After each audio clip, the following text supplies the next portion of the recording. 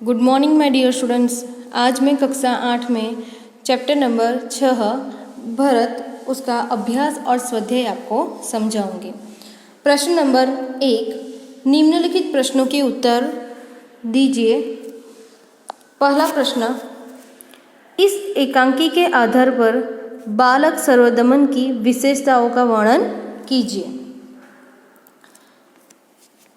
उसका उत्तर है, सर्वदमन सुंदर, स्वस्थ और आकर्षक बालक है। उसका मुख अग्नि के समान दमक रहा है। उसका साहस और निर्भय स्वभाव देखकर आश्चर्य होता है। सिंह शावक के साथ खेलने में वह जरा भी नहीं डरता। शावक की माँ सिंहनी का भी उसे भय नहीं है। वह इतना हठी है कि तपस्विनियों के समझाने का उस पर कोई असर नहीं होता। उसके हाथ में चक्रवर्ती सम्राट के लक्षण हैं। उसे खिलौनों से स्वाभाविक लगाव है। दूसरा प्रश्न, सर्वदमन के व्यवहारों को देखकर दुष्यंत के मन में कौन कौन से विचार आते थे? सर्वदमन के व्यवहारों को देखकर दुष्यंत के मन में कौन कौन से विचार आते थे? सर्वदमन का साहस, निर्भयता और बाल हठ देखकर दुष्यंत बहुत आनंदित होते हैं। उनके मन में सर्वदमन के प्रति प्रेम उमड़ आता है। सर्वदमन के मुख पर अग्नि जैसी दमक देखकर उन्हें आश्चर्य होता है। उन्हें लगता है कि यह निश्चय ही किसी तेजस्वी वीर का पुत्र है। बालक के हाथ में चक्रवर्तियों जैसे लक्षण और उसकी कमल जैसी हथेली देखकर वे आनंद और आश्चर्य में डूब जाते हैं। सर्वदमन के हाथ से सिंह शावक छुड़ाते समय वे बालक के हाथ का स्पर्श कर अत्यंत सुख का अनुभव करते हैं। वे सोचते हैं कि जब उन्हें इतना सुख होता है तो जिस भाग्यवान का यह बेटा है उसे कितना सुख होगा। इस प्रकार सर्वदमन के व्यवहार को देखकर दुष्यंत के मन में तरह तरह के विचार आते हैं। दूसरा प्रश्न, इस एकांकी में निम्नलिखित पात्रों में अंतर्निहित मूल्य बताए हैं। पहला, दुष्यंत।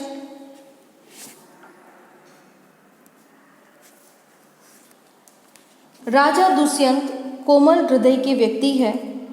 बालक सर्वदमन की बाल चेष्टाएं उन्हें मुग्ध कर देती है। उसके प्रति राजा के मन में स्नेह उमड़ने लगता है। वे सोचते हैं कि यह उनका पुत्र होता तो कितना अच्छा होता। फिर ऐसी घटनाएं घटती है जिनसे सिद्ध हो जाता है कि बालक सर्वदमन उन्हीं का पुत्र है। तब दुष्यंत के आनंद की सीमा नहीं रहती। उनका पितृ हृदय वात्सल्य से भर जाता है। सर्वदमन असाधारण बालक है। आश्रम की तपस्विनियाँ उसे सिंह शावक को छोड़ देने के लिए समझाती है, पर वह उनकी बात नहीं मानता। दुष्यंत से वह जरा भी परिचित नहीं है, फिर भी वह उनके कहने पर सिंह शावक को छोड़ देता है। उसकी सूरत भी दुष्यंत की सूरत से मिलती है। अपराजित नामक रक्षा सूत्र भी प्रमाणित कर देता है कि सर्वदमन दुष्यंत का ही पुत्र है। इस प्रकार पिता और पुत्र दोनों एक दूसरे से अनजान हैं, फिर भी उनके बीच पिता पुत्र जैसे भावधारा बहने लगती है। प्रश्न नंबर 3, इस परिच्छेद को ध्यानपूर्वक पढ़कर दिए गए प्रश्नों के उत्तर दीजिए। कृषि वैज्ञानिकों के अनुसार एक अच्छा जंगल जैविक भंडारघर होता है। यहाँ हजारों प्रजातियों के पौधों को उगा कर रखता है जो बाद में चलकर बहुमूल्य हो जाते हैं। अगर हम जंगल को एक सीमा से भी ज़्यादा छांटते हैं या ख़त्म करते हैं तो वे चीज़ें भी नष्ट हो जाती हैं जिनकी हमें कभी भी बहुत ज़रूरत हो सकती है। वह एक संभवित पौधा खाने की औषधीय वस्तु या कोई उपयोगी चीज़ बनाने में इस्तेमाल होने वाली कोई ज़रूरी वस्तु में से कुछ भी हो सकता है। उसके प्रश्न देखते हैं। पहला प्रश्न, एक अच्छा जंगल क्या कहलाता है? एक अच्छा जंगल क्या कहलाता है? तो एक अच्छा जंगल जैविक भंडारघर कहलाता है। एक अच्छा जंगल जैविक भंडारघर कहलाता है। दूसरा प्रश्न, जंगल को ज़्यादा छांटने या ख़त्म करने से क्या नुकसान होता है? जंगल को ज़्यादा छांटने या ख़त्म करने से क्या नुकसान होता है? तो जंगल को ज़्यादा छांटने या ख़त्म करने से अत्यंत उपयोगी और ज़रूरत के समय काम आने वाली बहुमूल्य वस्तुएं नष्ट हो जाती हैं। जंगल को ज़्यादा छांटने या ख़त्म करने से अत्यंत उपयोगी और ज़रूरत के समय काम आने वाली बहुमूल्य वस्तुएं नष्ट हो जाती हैं। तीसरा प्रश्न, इस परिच्छेद का उचित शीर्षक दीजिए। इस परिच्छेद का उचित शीर्षक दीजिए। इसका उचित शीर्षक है जंगल की सुरक्षा हमारा कर्तव्य। जंगल की सुरक्षा हमारा कर्तव्य। चौथा प्रश्न, पर्यायवाची लिखिए। पर्यायवाची लिखिए। पर्यायवाची यानी कि समानार्थी। पहला जंगल। पहला जंगल, जंगल यानी कि वन। फिर दूसरा है घर। घर यानी कि गृह, आवास। तीसरा बहुत, तो उसका समानार्थी अधिक। प्रश्न नंबर 5, इस परिच्छेद आधारित 2 प्रश्न बनाइए। जंगलों की सुरक्षा क्यों आवश्यक है? जंगलों की सुरक्षा क्यों आवश्यक है? दूसरा प्रश्न, जंगल हमारे लिए महत्वपूर्ण क्यों है? जंगल हमारे लिए महत्वपूर्ण क्यों है? प्रश्न नंबर 4, सोच अपनी अपनी। आपको कौन सा टीवी प्रोग्राम अच्छा लगता है? क्यों? 10-15 वाक्य में वर्णन कीजिए। प्रश्न नंबर 2, कक्षा में पढ़ाई कर रहे हो और धरतीकंप आ जाए तो आप क्या करेंगे? कक्षा में पढ़ाई कर रहे हो और धरतीकंप आ जाए तो आप क्या करेंगे?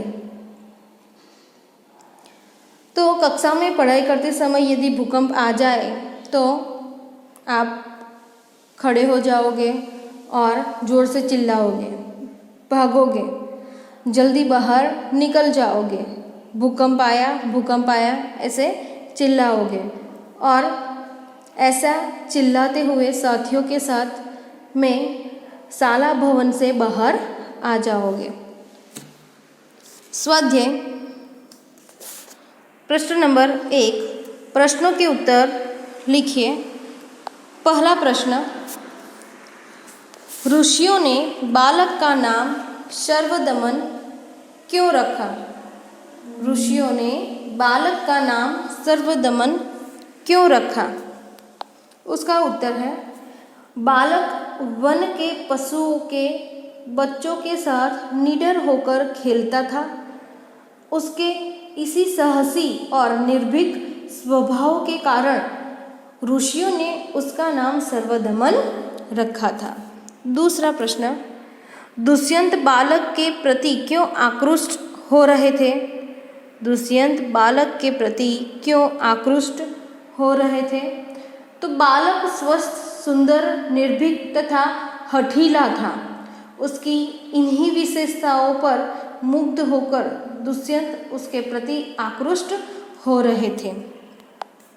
तीसरा प्रश्न, दुष्यंत ने पुरुवंशीय जीवन की कौन सी दो रीतियां बताई? दुष्यंत ने पुरुवंशीय जीवन की कौन सी दो रीतियां बताई? तो दुष्यंत ने पुरुवंशीय जीवन की ये दो रीतियां बताई कि वे युवावस्था में महलों में रहकर पृथ्वी की रक्षा और पालन करते हैं। वे युवावस्था में महलों में रहकर पृथ्वी की रक्षा और पालन करते हैं। दूसरा, वृद्धावस्था में वे तपस्वियों के आश्रम में वृक्षों के नीचे कुटी बनाकर रहते हैं। दूसरा, वृद्धावस्था में वे तपस्वियों के आश्रम में वृक्षों के नीचे कुटी बनाकर रहते हैं। प्रश्न नंबर 2, चित्रों का अवलोकन करके अपने शब्दों में कहानी लिखिए। चित्रों का अवलोकन करके अपने शब्दों में कहानी लिखिए। तो इस कहानी को मैं आपको सुनाती हूँ। इस कहानी का नाम है लकड़हारा और देवदूत। लकड़हारा और देवदूत। यह जो है वह लकड़हारा है।